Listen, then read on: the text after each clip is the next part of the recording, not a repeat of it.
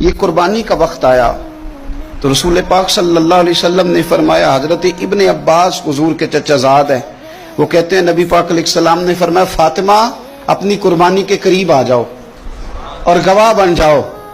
فرمایا اس کے خون کا قطرہ زمین پہ بعد میں گرتا ہے، اللہ قربانی کرنے والے کے سارے گناہ پہلے معاف فرما دیتا ہے۔ حضرت فاطمہ کی شان اقدس پر بھی ہماری مائیں قربان، ہماری بیٹیاں قربان، کیا انداز ہے سیدہ کا، فوراً پوچھتی ہیں، فوراً امت کا بھلا کرتی ہیں، کہتی ہیں یا رسول اللہ صلی اللہ علیہ وسلم یہ صرف اہل بیت کے لیے، یہ سارے مسلمانوں کے لیے۔ کیا کمال ہے، کتنا پیار ہے حضور کی امت سے، حضور یہ صرف اہل بیت نبوت کے لیے ہے؟